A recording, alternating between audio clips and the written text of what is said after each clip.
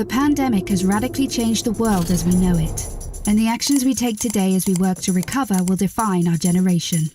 Now is the time to think what history would say about this crisis. 2020 has been challenging on a lot of levels, as economic, environmental and societal frailties have been laid bare.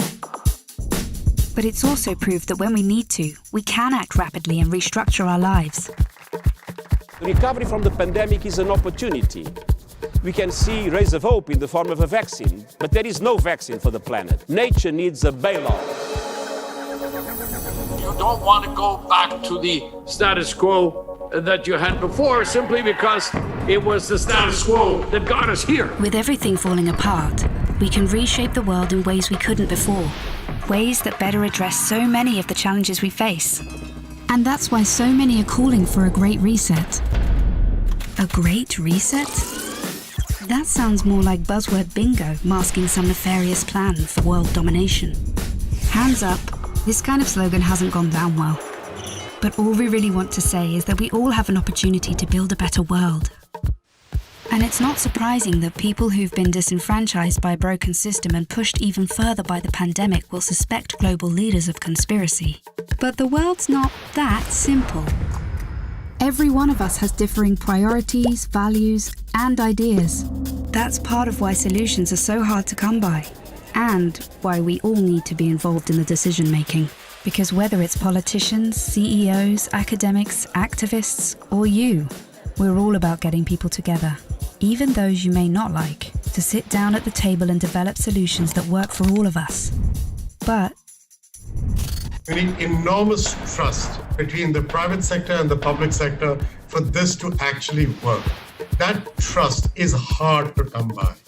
it's time for people to work together, listen to each other, and build this trust so we can move towards a better world.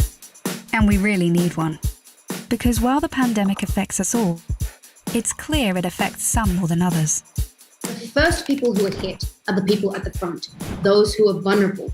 It is those on the front line who take it first, and that is simply unacceptable. See, at the start of 2020, 1% of the world's population owned 44% of the wealth. And since the start of the pandemic, billionaires have increased theirs by more than 25%, whilst 150 million people fell back into extreme poverty. And with climate change set to dwarf the damage caused by the pandemic, the message from 2020 should be abundantly clear. Capitalism, as we know it, is dead. This obsession that we have had with maximizing profits for shareholders alone has led to incredible inequality and a planetary emergency. But no one can do this alone, and top-down approaches won't get us anywhere, because everything we've learned in our work has shown us that diverse voices lead to better results. And it's for these reasons that the Forum talks about something called stakeholder capitalism, which would shift businesses away from just profit. Because if we want to change where the focus of our recovery will go, then we need a new dashboard for the new economy. And that needs to encompass people, planet, prosperity, and institutions. Giving people a real stake in the economy and putting well-being before growth. And that's all about getting the right people in the right place at the right time.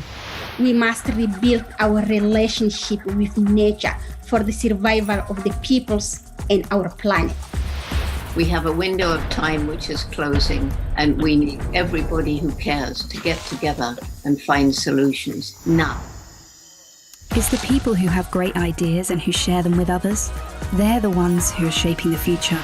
So if you want to be a part of the change, then tune in, turn on, and get involved.